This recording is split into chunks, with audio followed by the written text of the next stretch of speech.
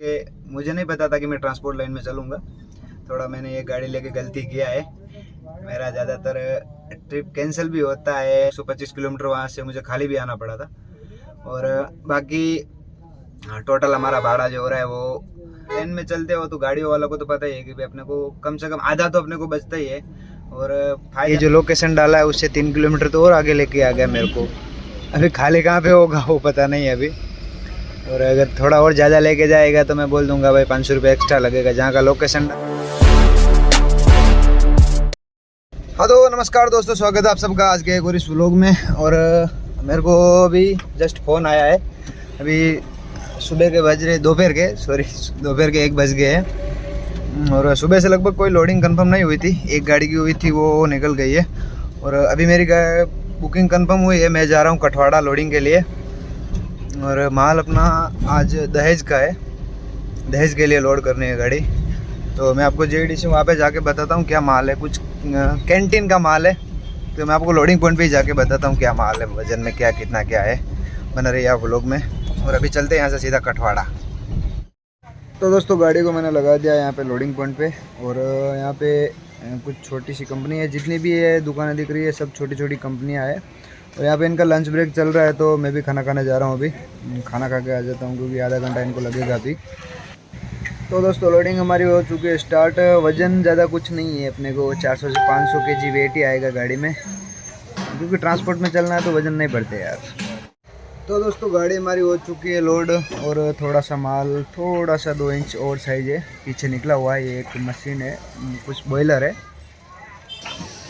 और अभी हम यहाँ से निकलते हैं सीधा, क्योंकि दोपहर के 3 बज गए हैं। 3 मतलब 2:30 बज गए, तो अभी जल्दी पहुँचा दूँगा तो खाली भी हो जाएगा अपना।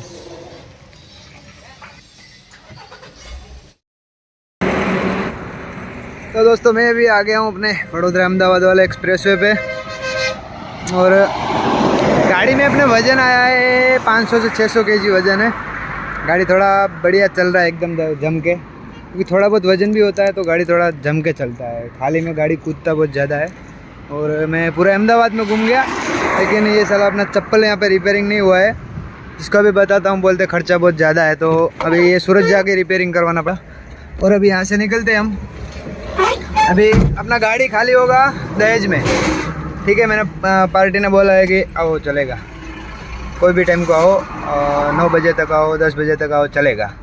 तो मैं अभी निकलता हूँ सीधा नए वाले एक्सप्रेसवे से होके। और वहाँ पे देखते हैं नो एंट्री है क्या है। दहेज के लिए तो नो एंट्री नहीं होगा लगभग, तो वहीं जाके मैं आपको बताता हूँ। तो दोस्तों ये ट्रिप के बारे में बात करें तो अपना भाड़ा जो लगा है 6,500 लगा है, क्योंकि दहेज ना थोड़ा साइड में पड़ जाता है। भरूच से 50 किलोमीटर अंदर साइड में पड़ जाता है, तो वहाँ से अपने को खाली आना पड़ता है, सूरत तक खाली आना पड़ता है या वडोदरा खाली जाना पड़ता है। और आज हमें नए वाले एक्सप्रेसवे से जाना पड़ेगा। देख लो नए एक्सप्रेसवे पे जैसे ही गाड़ी चढ़ी हो रही है, आप मोबाइल को देख लो कितना हिल रहा है, कितने गड्ढे आते हैं। तो दोस्तों अभी बज गए शाम के 5:30 और मैं भरूच पहुँच गया हूँ। भरूच में अपनी नो एंट्री वाली गाड़ियों को पहले ही यहाँ पे रुकवा रहे हैं। और यहाँ पे तो अमू की कोई आ रही है, बाकी जो अपना करजन वाला इंटरचेंज है वहाँ से आगे नहीं आने दे रहे हैं। और अपने को जाने का था तो आगे से घूमना पड़ेगा। ये अपना दिल्ली मुंबई वाला एक्सप्रेसवे भरूच तक ही चालू है, उससे आगे बंद किया हुआ है। बीच में थोड़े दिन के लिए खोला था, लेकिन बड़ी गाड़ियाँ जाने लग गई और रास्ता काफ़ी ख़राब हो गया था, इसके लिए वापस बंद कर दिया है। और अपने को जाने का दहेज तो यहाँ से लेफ्ट ले लेते हैं।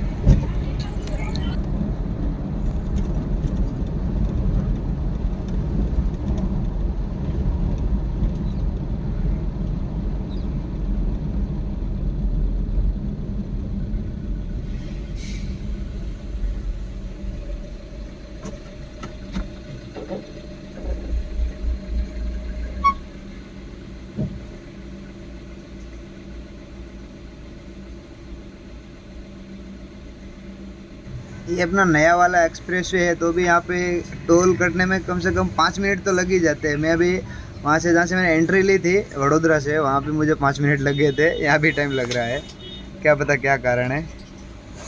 और वो भाई बोल रहा है और आगे लो।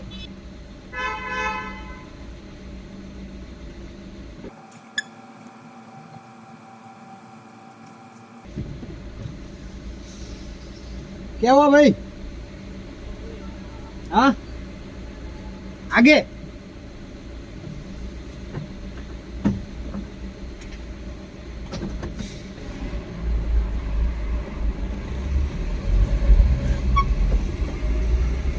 ये अपने एक्सप्रेसवे वाले टोल का हर बार का ऐसा ही है, इसका साले का खड़ा ही नहीं होता है। माफ करना मैं उस समय इधर उधर निकल जाता हूँ तब हर बार 2 या 3 मिनट 5 मिनट भी खड़ा रहना पड़ता है यहाँ पे। तो दोस्तों शाम के बज गए 7 और अभी मैं पहुँचा हूँ दहेज। रास्ता काफ़ी ख़राब था, हर जगह कंस्ट्रक्शन का काम चल रहा था तो बहुत गड्ढे पड़े हुए थे, कई जगह डाइवर्जन किया हुआ था तो टाइम बहुत लग गया, मुझे 2 घंटा लग गया यहाँ पे आने में। और अभी पार्टी वाला आगे आगे चल रहा है वो कार लेके, और पार्टी वाले के पीछे मैं चल रहा हूँ। अभी ये जो लोकेशन डाला है उससे 3 किलोमीटर तो और आगे लेके आ गया मेरे को।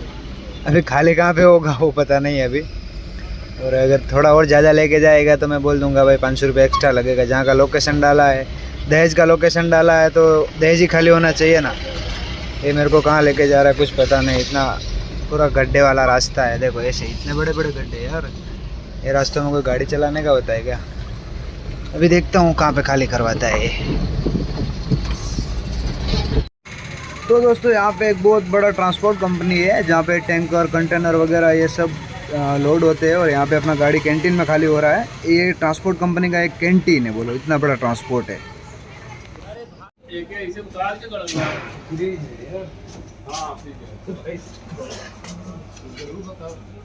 तो दोस्तों गाड़ी खाली करके मैं भी यहाँ से निकल गया हूँ, और निकलते निकलते मुझे 7:30 बज गई है।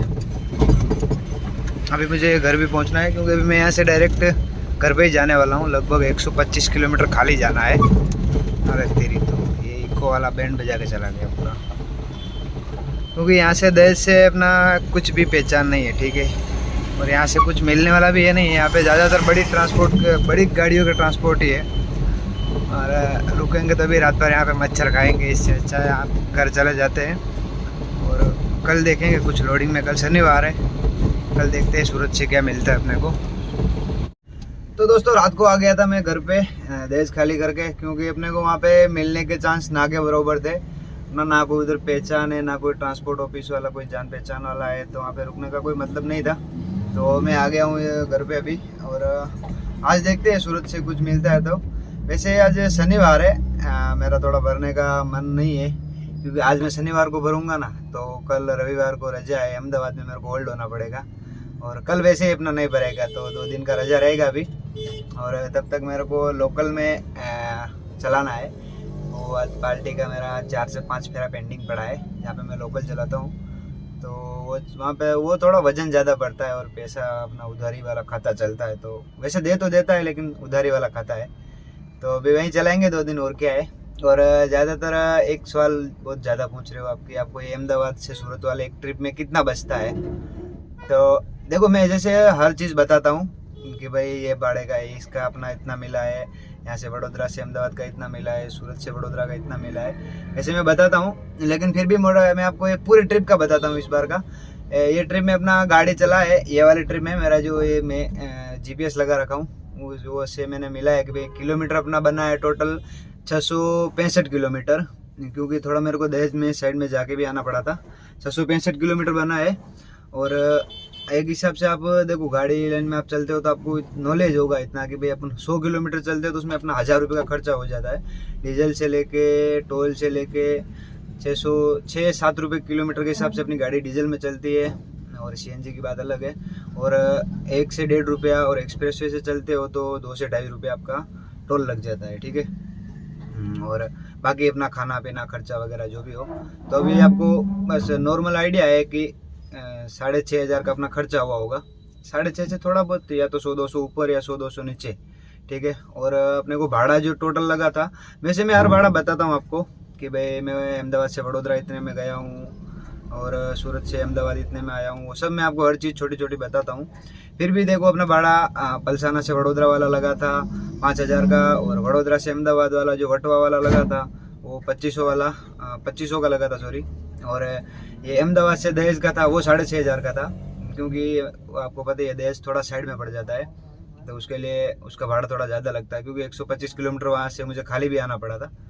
और बाकी टोटल हमारा भाड़ा जो हो रहा है वो 14,000 हो रहा है, 14,000 में से अपना 7,000 का भी खर्चा पकड़े तो अपने को आधा बचता है। ठीक है, तो अगर आप भी कोई जैसे लेन में चलते हो तो गाड़ियों वालों को तो पता ही है कि भाई अपने को कम से कम आधा तो अपने को बचता ही है। और फायदा अपने को ये है कि अंडर लोड में चलते हैं तो गाड़ी डीजल भी कम फूंकती है, दूसरा कुछ फालतू का नुकसान भी नहीं है, पुलिस वालों को भी नहीं देना पड़ता है। और अमुक फेरे ऐसे भी मिलते हैं जिनमें हमें पुलिस वालों को भी देना पड़ता है, क्या करें।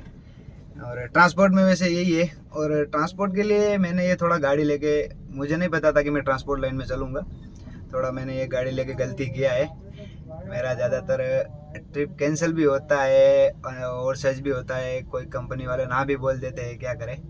और बाकी ट्रिप का तो अपना बात हो गया है, और गाड़ियों के बारे में कभी बात करेंगे, ठीक है, कि आपको कौन सी गाड़ी सही रहेगी। और देखते हैं अभी आज क्या मिलता है लोडिंग में। और आप सब्सक्राइब नहीं कर रहे हो और सब्सक्राइब करो चैनल को, और मिलते हैं कल नेक्स्ट वीडियो में। जब तक के लिए बाय।